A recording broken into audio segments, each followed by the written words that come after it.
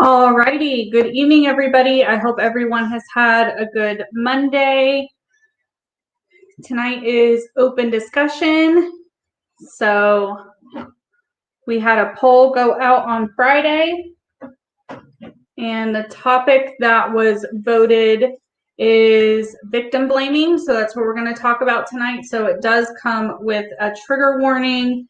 I'm sure we're going to talk about a few different kinds of sensitive topics. So if they are triggering for you, that's totally fine. I understand people not participating in the discussion or not staying. If it's something that's going to trigger you, by all means, do not participate. I understand topics like this can be really hard for people to talk about and engage in. So I'm not expecting anyone to participate if it's too sensitive or too raw for you. I 100% understand that.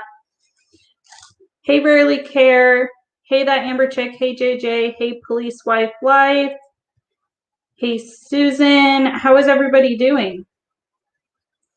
I hope everybody has had a good Monday. I am feeling much better today. I'm pretty sure I had a spout of some food poisoning at my own doing unintentionally, but I'm a lot better today. I was just extremely nauseous yesterday and not in a good space. So I'm feeling much better. I'm not as nauseous today. Tired because I didn't sleep well, but aside from that, I'm back to 100%. So let's see here.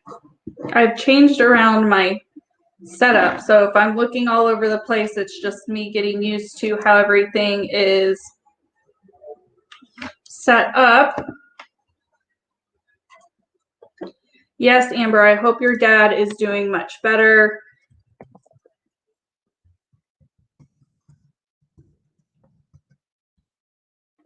Hey, Beauty Demon. So I'm trying to, I don't know how to put back in. For my mods, if you guys could just enter trigger warning occasionally in the chat so people understand that this is a sensitive topic. I should have put it in the title, but honestly, I didn't think about it.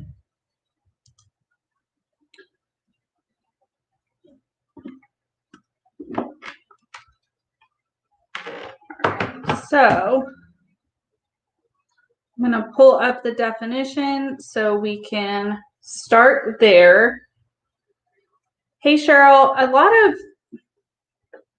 feel like currently in like the commentary community and kind of for the last year or two, whenever people are commentating on problematic and dangerous creators who are engaging in inappropriate activities, whether it's with their fan base or with other people, victim blaming is talked about, but I don't know if anybody fully describes what victim blaming is and what it can be. So I'm going to start off with the definition, and the definition on Wikipedia is victim blaming occurs when the victim of a crime or any wrongful act is held entirely or partially at fault for the harm that befell them. So what this kind of goes to, and victim blaming it says a crime. A lot of time victim blaming, from what I see and when it's kind of mentioned on YouTube, at least, it always surrounds SA. However, victim blaming can happen in a number of ways. Anytime you are a victim of something, whether that's a criminal act or some kind of wrongdoing, and you are, I prefer to use the term survivor, but you're a survivor of that situation or that trauma, you can be victim blamed. It's talked about in law enforcement quite a bit, and it's talked about a lot, like I said, when it comes to SA type situations. Hey, Sweet Tea and family. Hey, Dark Musician. Good to see you guys. So oftentimes I feel like people relate this term to that kind of crime because that's often when it's talked about, because there is so much stigma around SA even today.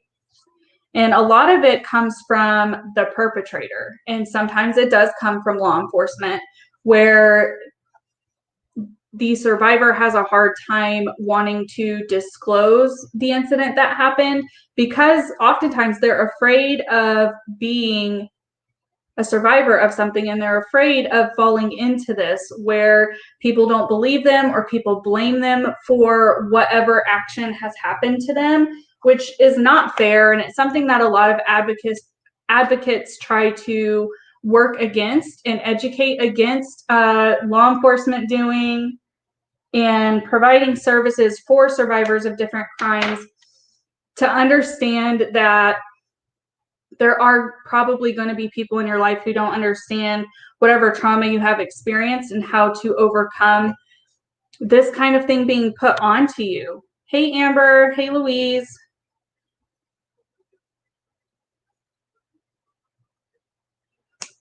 Oftentimes,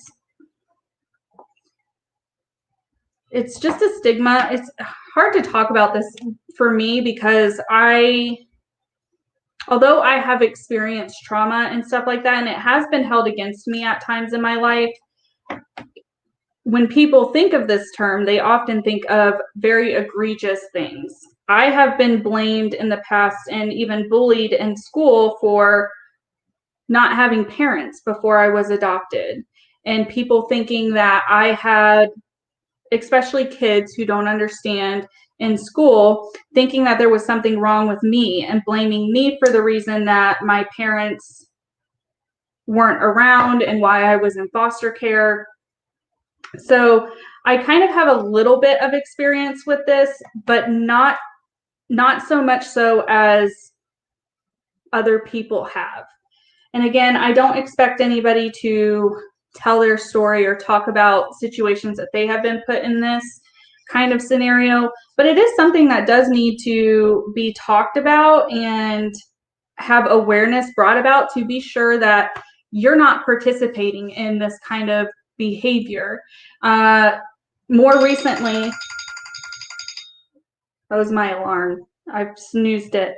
More recently, one of the times that I can think of outward victim blaming is Keemstar has kind of participated in this kind of behavior a couple of times from what I have seen over the years. He talks about when people have experienced things, creators, influencers have experienced something traumatic, he just goes along with, he doesn't believe them and talks about how it's not possible.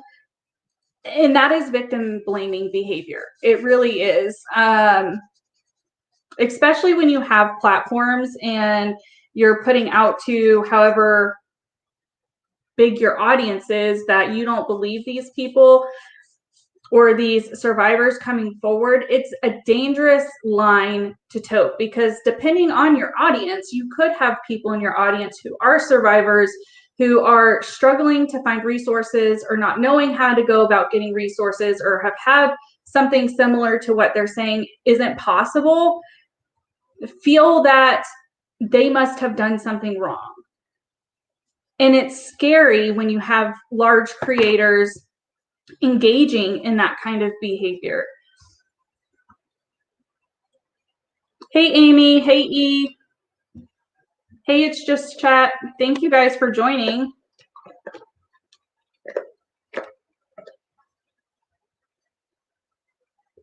So I don't know, aside from the definition, we can talk about it generally and like things that we see online to relate to victim blaming. I should have probably been a little bit more specific about the category because it's hard to navigate a general term like this because it can go in so many different ways. Hey, Crescendo. Hey, Paula.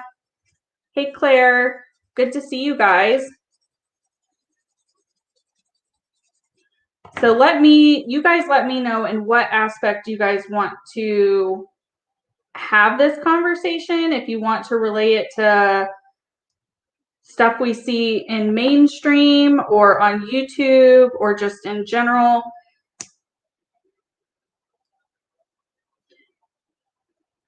Because the reality is you can technically fall under this in so many different ways. Hey, Wild Whispers. The topic tonight is victim blaming. So when you're talking about things like this, oftentimes you're going to be talking about super traumatic situations, because that's typically what I think as a society as a whole relates this term to. Oftentimes when I see people using this term, whether it's commentators or in mainstream, it has to do with allegations of SA, and that's most often when it's heard. Also, it's a pretty heavy term that gets used when you're talking about DV situations. Survivors of DV experience a lot of this, not only by law enforcement. It's extremely hard at times to navigate DV situations and DV criminal cases, to where they get a lot of this not only from law enforcement, but also even from family. So those kinds of topics are pretty triggering for some. So I just want trigger warnings to be listed in case we start talking about anything like that.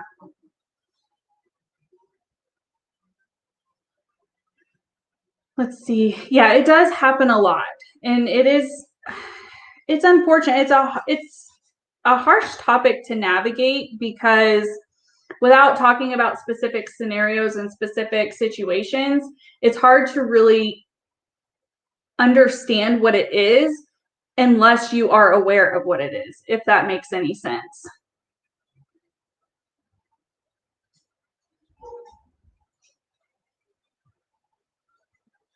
I'm sorry to hear that about your daughter.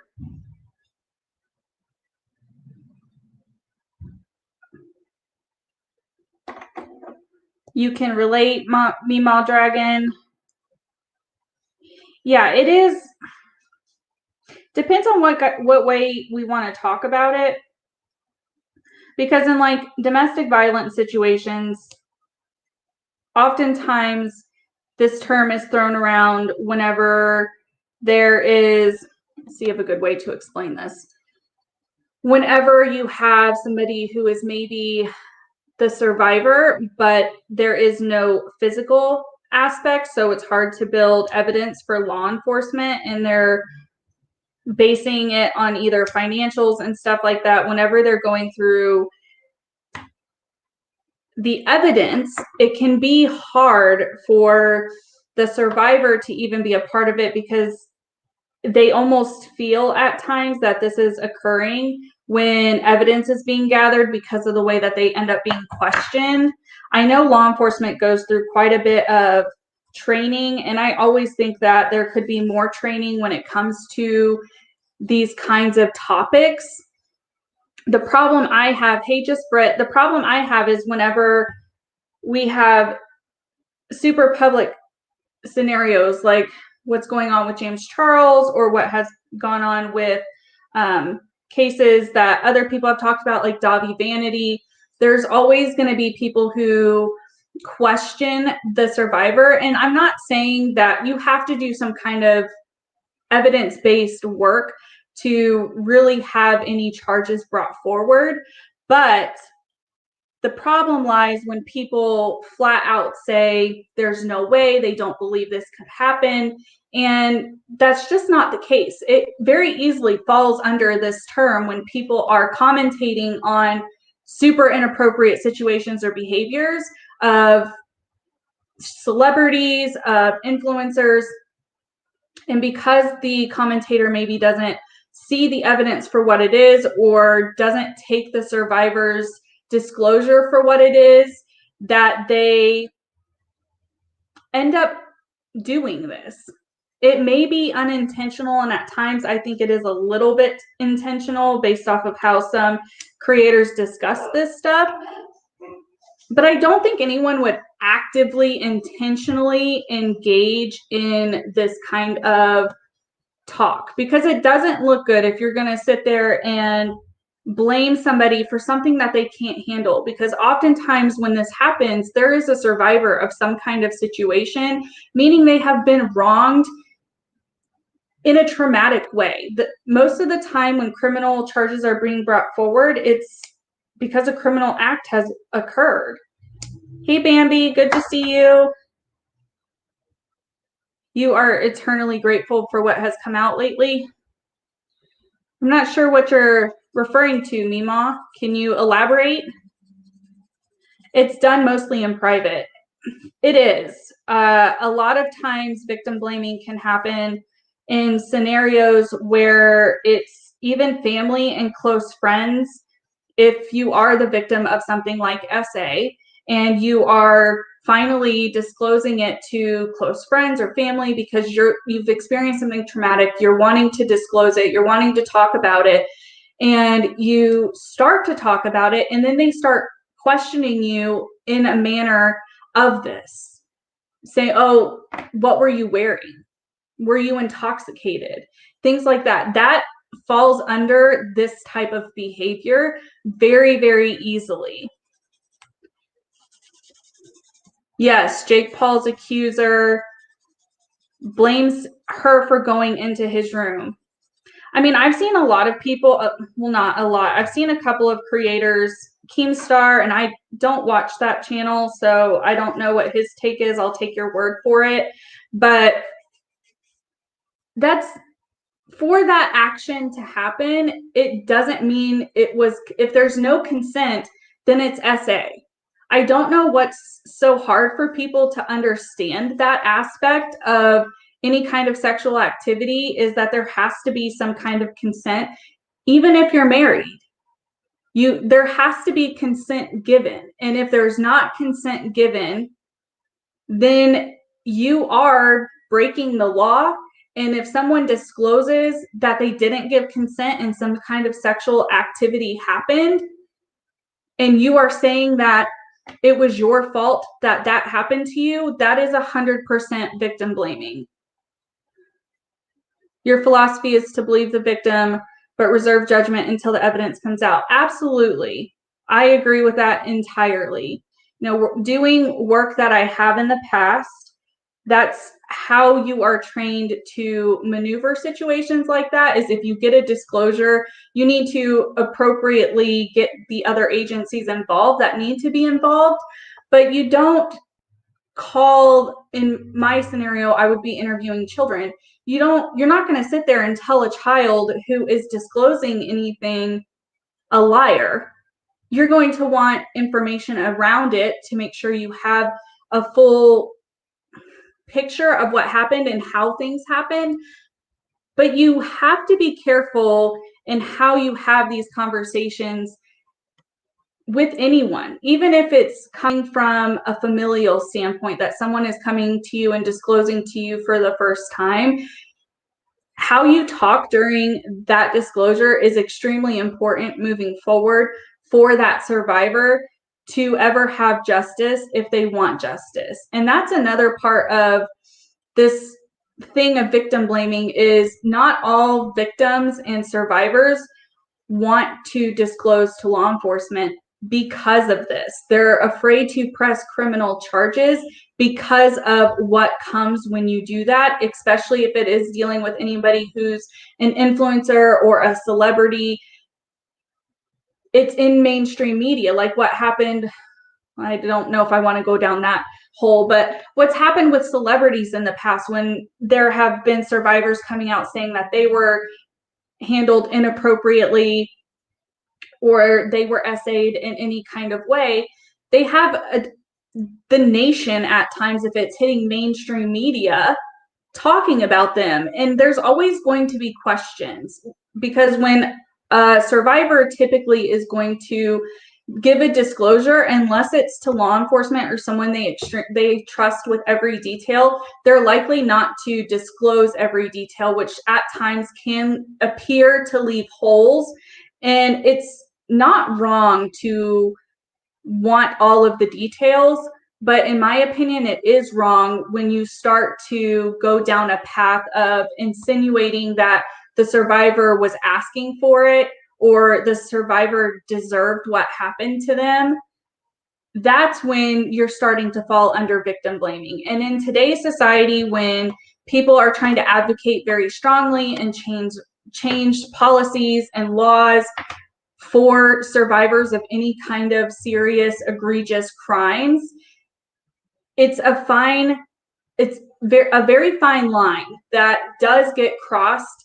And at times I see it get crossed unintentionally when people are just trying to cover the story and they're trying to be non-biased and they're trying to gather from every which way. At times, some of the verbiage that is used could fall under this. I do think most times they're not intending it for it to fall under victim blaming, but it does. And there's other creators who openly don't care if people agree with them or not and will just say whatever they want to. And that's when they get backlash from large amounts of people for engaging in that kind of behavior, like what happened recently on Twitter from Keemstar mentioning it and saying he doesn't believe it could happen. How could it happen?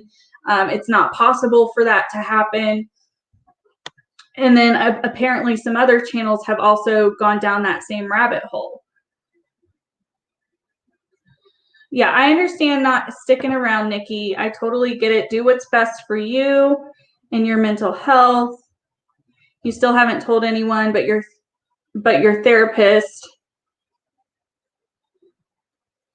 And that's another thing, Stephanie. I appreciate you kind of disclosing a little bit of it here, but she brings up a good, valid point, is survivors often have survivor's guilt and they feel shameful. They feel like what happened to them, what they go through, the what ifs, they go through the guilty thoughts, and they're already putting this on themselves without even sometimes realizing that they're doing this to themselves. And then if you have someone that you do disclose to who further goes down this path of questioning or thinking, it can be further traumatizing to the survivor. You made a mission for your kids' friends and their parents. That way, if anything ever went sideways, I mean, and today you kind of have to be overprotective. I'm not saying like you have to be a helicopter parent, but I feel like with how easy it is to gather information, how easy it is to talk to total strangers on the internet and the world of technology, you kind of have to be somewhat of an helicopter parent when it comes to internet stuff. Otherwise, if you're not paying attention to what your children are doing or what they're engaging in, they may fall into a very dangerous position or situation.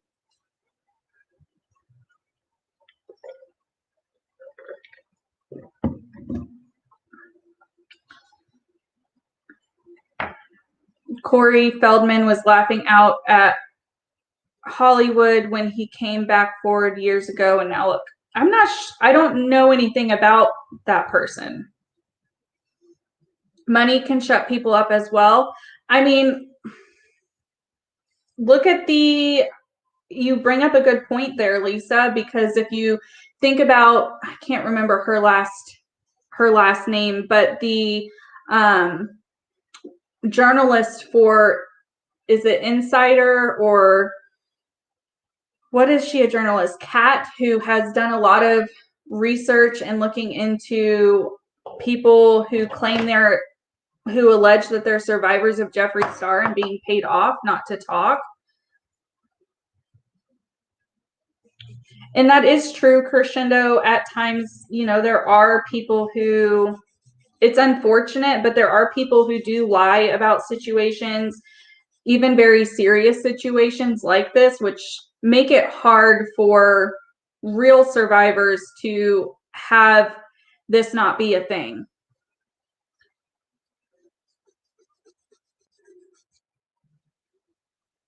you were told you overreacted and was the cause and that it was your fault. See, it's the only way for this to not, in my opinion, you guys can let me know what you think, but the only way for this term and this type of thinking and behavior to stop is by educating people. And I really don't know like what the best way to go about that would be to make sure that, I don't know if it would be in like a home ec class or anything like that, but to ensure that kids understand bad things happen to people. Bad things could happen to anyone, and just making sure that they know their local resources, numbers that they can call, places to go to feel safe.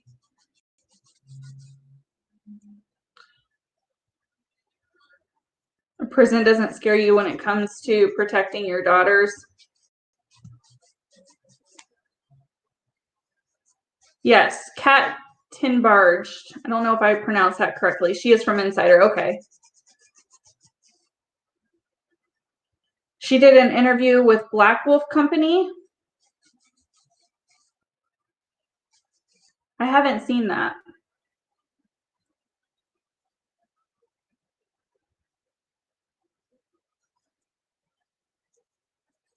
Your parents always told you if you can't say something kind or supportive, keep your mouth closed, especially when sensitive topics. I mean, that's the thing. I think sometimes people who engage in this kind of behavior, I don't know if this is just my opinion, is people who openly engage in this kind of talk when they're covering serious topics are people who probably haven't experienced a whole lot of trauma themselves. And I mean, that's wonderful. Not everybody experiences trauma, and people experience different degrees of trauma. But I think people who openly can confidently engage in victim blaming intentionally, I don't think they can relate to being a survivor of anything harmful, if that makes sense. Exactly, Dark Magician. Survivors tend to already blame themselves. There's no need to add to it. As the outcry of the person, just listen and let the survivor talk. Yeah, oftentimes when people are disclosing serious stuff to you, I couldn't imagine someone disclosing something to me and asking them questions that kind of are insinuating that they maybe had a part in what actually took place. But I can understand people in law enforcement even like having to ask those harder questions to gather the appropriate evidence to build a case.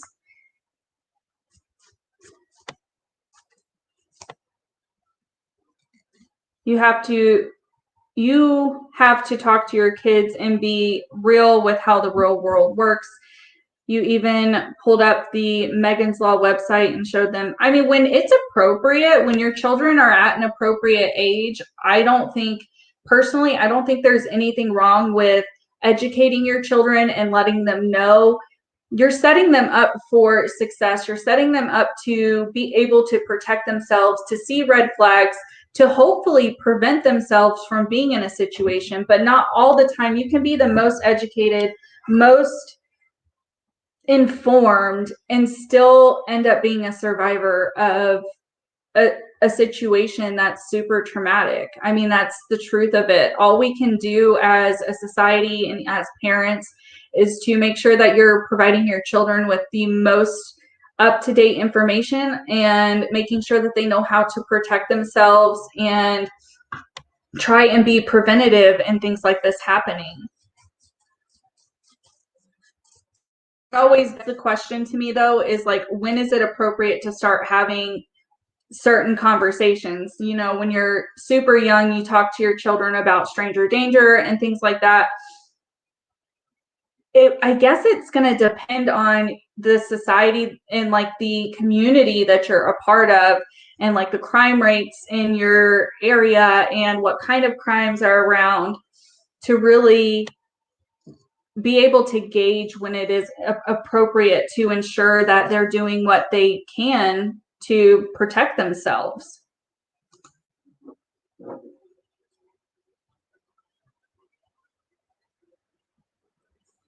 Your mom told you if people touch in certain areas or any way you don't like, yell and tell her right away. Yeah, if you're going to be around people who you don't know very well, or you never know. I mean, this is a touchy topic. And again, what I'm about to say comes with a huge trigger warning. But when it comes to young children, although a lot of people don't like to talk about it, I will, because I've had the experience. Unfortunately, when children typically fall victim to SA, it is somebody that the family knows. And that's true. And it's hard to walk that line of educating your children and making sure that they have healthy boundaries, but that they're not fearful of family, but understanding what's okay and what's not okay. If you're ever in a situation, whether you're a child or an adult, and you're uncomfortable, do your best to get out of that situation.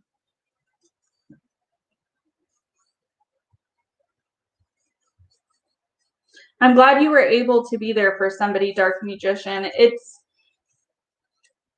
It's a hard position to be in. It is extremely hard to have people disclose. I've had adults disclose to me for the first time. Clearly, I have had in my previous work children disclose to me. And it's something that you never get used to. It's something that's different every time.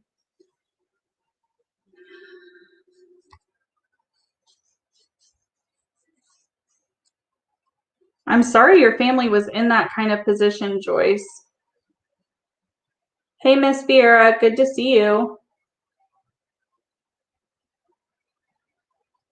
Your son got a smack in the eye for defusing a bully. He didn't hit the bully back. Very proud parent.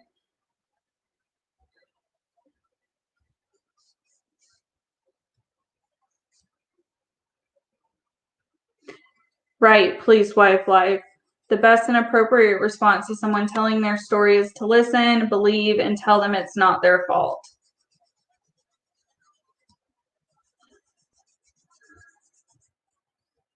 That happens a lot, Meemaw Dragon, is when a family member who is, I'm going to use the word perpetrator, has told others to lie for them. And, you know, it happens more often than people think, where families will defend behavior like that. They'll hide behavior like that.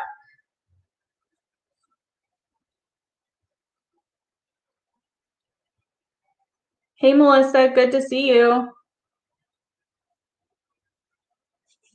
Hey, Tessa's. Hey, Sarah.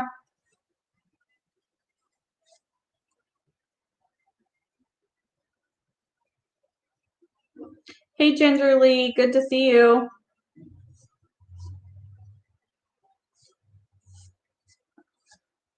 I mean, it's just, I wish there was a way to have more advocacy towards people feeling comfortable to disclose, not just for justice to be served, because you will, being a survivor of anything traumatic is long lasting, no matter the degree of what it is you have experienced. And this is a term that comes with almost any kind of lived trauma. You're going to do it to yourself, but it's harder when other people are doing it to you at the same time, to even be able to begin the process of healing and learning how to cope with the trauma. Hey, Tutu Queen, good to see you.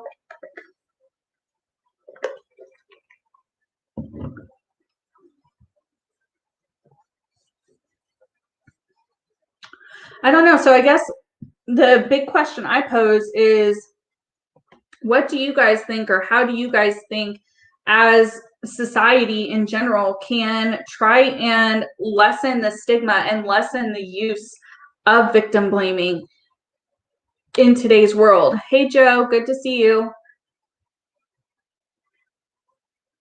I mean, I can think of, like, you know, what comes to mind is just having conversations about it, not letting it be a taboo topic to inform people of. What that looks like, I'm not really sure. You know, as a parent of a boy, when we had the talk with him, you also had the talk with him that no means no and how women should be respected and treated. You think the talk is important. It is. I agree with you. I would think it should be a part of the talk when parents start having that kind of conversations with their children.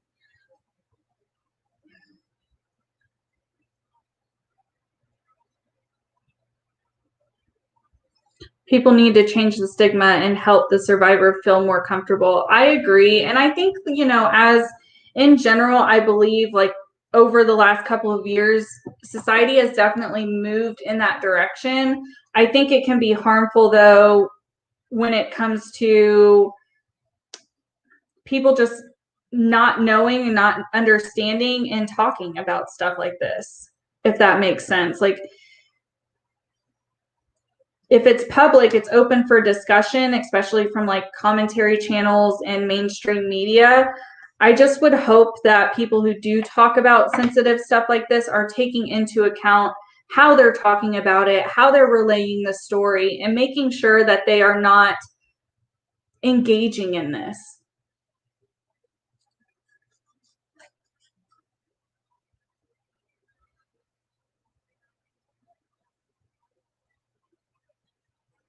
You think role playing and discussions are great tools? Yeah, I agree, Melody. Hey, Carrie, you feel like emphasis needs to teach people not to touch people without consent. I mean, that would be I would hope that's already being talked about in schools. But I mean, without having a child in school age, I don't know if that's what happens. And if it doesn't, my question for the school systems and school boards would be, why not? Why, if you want to talk about safe sex and stuff like that, I feel like this should be a part of that conversation, and it should be a part of the conversation for boys and girls to understand that if they end up in a situation where they haven't given consent, that it is a crime and they should advocate for themselves.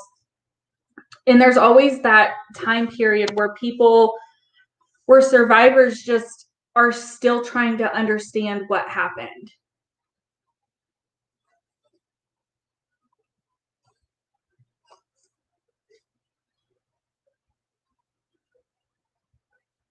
Some say we live in our culture. Yeah, I know what you mean by that. I mean, to some degree, I could probably agree with that. I think we live in a culture that is very much of entitlement. People, whether you're a perpetrator or not, like, you feel you're entitled to things. And I think because conversations aren't had enough and understood enough when you are developing around the sex conversations, is when stuff like this gets just overlooked and it ends up being a part of society where you just kind of have to learn about it on your own. It's not something that's outwardly taught, kind of like balancing your checkbook and things like that. It's not outwardly taught. It's just something that once you get to the ages where you're going to be dealing with your own pocketbook and things like that, that you have to learn on your own. And I don't necessarily agree with that.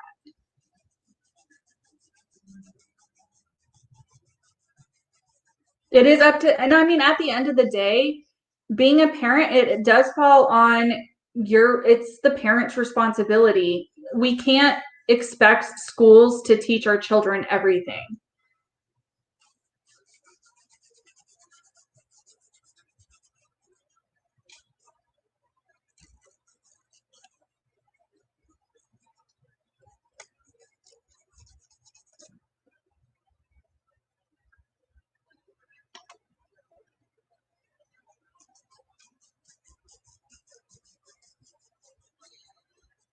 Wouldn't we need to make sure that the discussion is age appropriate too? Absolutely. I mean, understanding where whoever it is, whether it's an audience or it's your own child, understanding their development and what they actually can understand and grasp is extremely vital in having these conversations. I mean, you can't talk to, a young child like 5, 6 who can grasp some types of conversations around this. They're not going to understand the same kind of conversation you can have with a teenager. The talk needs to be normalized. Yeah, it does. I feel like that's something that as society we've kind of been pushing for a long while.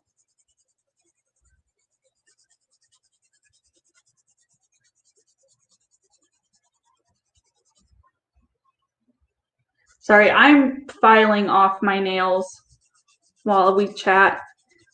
It's all in context.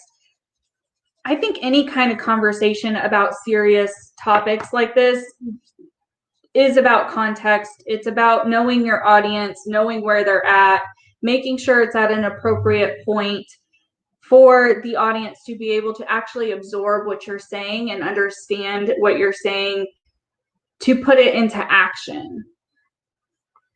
But the caveat to it all is like I said earlier, you can be the most informed, you can be the most preventative, have, tools at your disposal to try and prevent yourself from becoming a survivor of any kind of situation where you can fall into like being stigmatized with victim blaming. But at the end of the day, if you end up in a bad situation, sometimes even if you're doing everything to prevent it, doesn't necessarily mean that you're going to be successful in preventing anything traumatic from happening to you. So understanding your resources in your area, knowing that if you are a survivor of anything, it's not your fault, no matter what it is.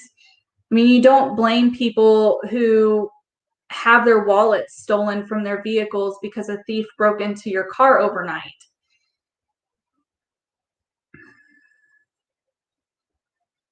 It takes a long time for people to get over trauma. And sometimes it's a lifelong battle, lifelong therapy, counseling, and there's absolutely nothing wrong with that. That's normal. It's hard to come to terms when you are the survivor of something traumatic.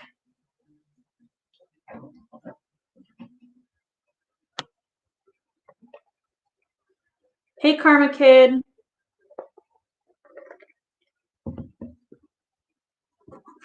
I think it does kind of become harder for children, and I'm talking from personal experience, growing up in the system. Because when you're in the system, depending on how your state operates, and every scenario is different, there were only a few foster homes that I've in my series that you can watch where I was in long term, where I was in for a longer period of time. Otherwise, I was kind of bouncing around a lot. And when you're bouncing around a lot and being shifted around a lot, you don't really have parental figures, if that makes sense. So these kinds of conversations are not really had with you.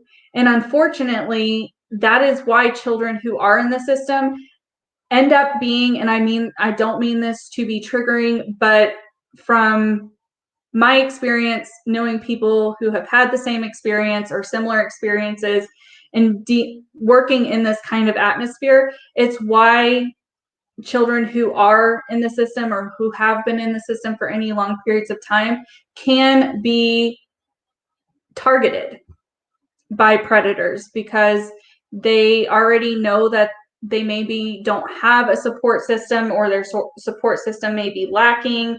And that's when perpetrators will find their target and do what they want to do. And if that survivor doesn't have the resources or the trust in someone, situations where children and people I know who have been survivors of serious trauma haven't been comfortable in disclosing until years later. Sometimes it's best not to know too much, accept and go along, be unstigmatized in a way you yourself can accept. I mean, everybody maneuvers trauma and experiences differently, and there is no quote unquote right or wrong way to cope and digest trauma that you've experienced. I will always be someone who advocates for people getting professional assistance, because then you know that it's being done in a healthy, monitored way. You're not going to end up overexerting your mental stability to try and decipher a situation.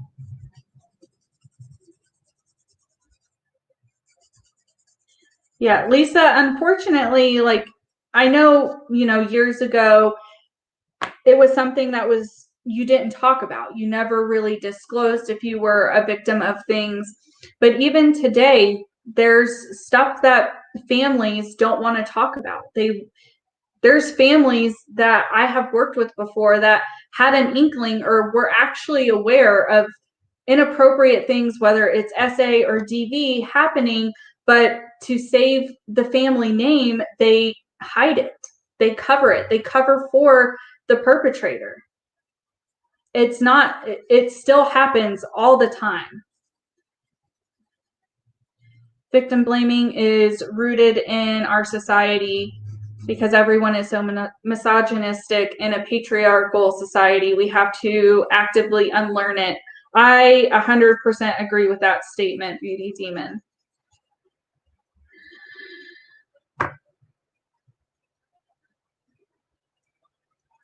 Yeah, Joyce. See, there's situations where parents, and it's not always done in a malicious way.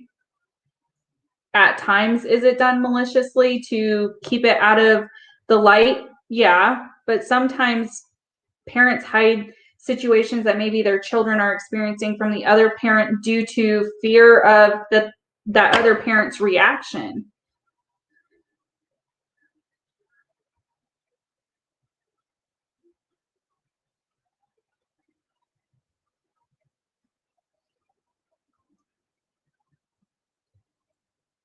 You encountered that in work as well. It becomes cynical. Yeah, serious topics that are ever talked about, there's always it's a double-sided sword. It really is.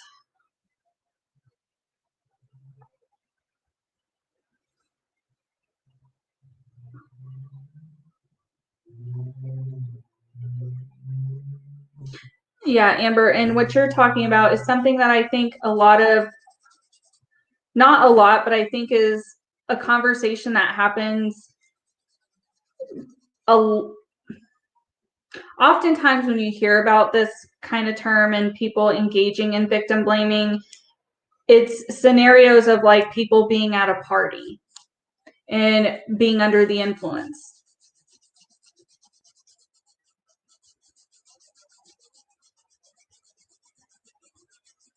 I'm sorry you have experienced that, Kimberly, and that you weren't believed. I mean, that is, I could not imagine. I'm so sorry you had that experience, and I hope you are doing well with coping with everything that happened.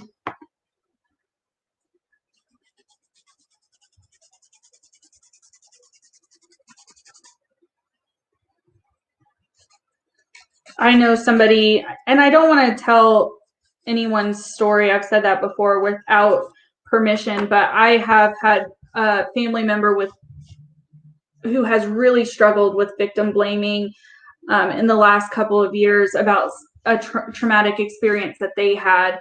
And, I did my best to support them, and I think they're okay now, but the reality is some people don't want to disclose to professionals. And it's hard to maneuver and really make sure that as a survivor that you are coping well if you're not getting professional help. I've experienced that with people I know firsthand, like not wanting to talk to a professional and just wanting to talk to the people that they trust about what happened, who maybe knew about it or were around during that time of their life, is who they want to talk to about it. They don't want to talk to a professional about it. And, you know, in situations like that, just try and advocate for them to get further assistance in coping and in learning better coping mechanisms.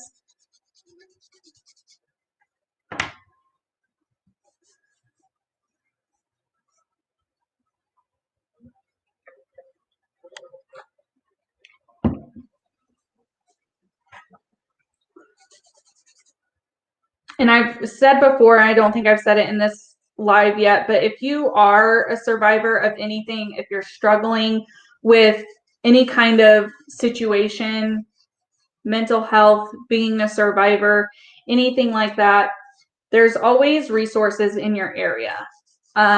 Sometimes they're harder to find, but if you ever want to reach out to me and have me help you find some resources in your area, I am always willing to do that. You can also always, if you're in the US, you can dial *211, which is for United Way, and they will help you locate local resources for you as well. Somebody just honked their horn. I don't know if you guys could hear that.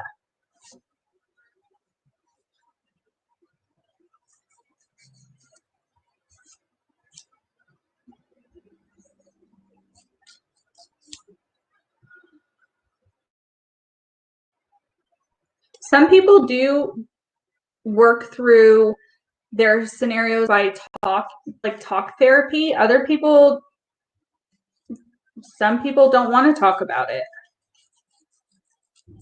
And that falls back into there's no right or wrong way to heal and to cope and to work through any kind of situation you've been through. You heard it. I don't know if it was, I don't know who it was.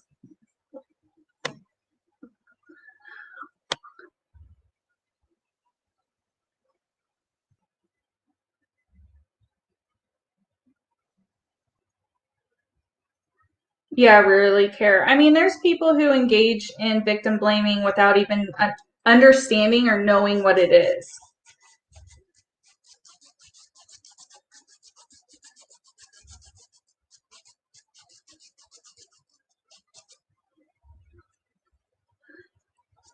Alrighty, guys. So I believe we've covered a lot of what this term is, how it is, even some ways to maybe try and prevent this from happening moving forward. But I am going to go ahead and end the open discussion here. For my members, I am going to go ahead and have our members only live that I didn't do last night because I didn't feel well. Thank you so much for the super chat, Carrie. You're so sweet. Sending a big hug to all who need it. Absolutely. If anybody ever needs resources, you're welcome to reach out to me. If you just want to talk to me, you're welcome to reach out to me. May take me a day or two to get back to you, but I always try to get back to everybody. But I am going to hop off of here. For members who qualify their tiers, I am going to go on a members only live in just a few minutes. So I will see you there. For everyone else, thank you so much for participating today. I think we had a pretty productive open discussion about a very serious and hard to talk about topic. I'm probably going to try and for this week do some more light, positive topic choices, since this week's discussion is pretty heavy and serious, just to weigh it out. So as always, if you have any feedback or topics you want to talk about or bring awareness to, feel free to send them to me or comment on last week's poll discussion. But I hope you guys all have a good day, evening, or night, wherever you guys are. And until next time.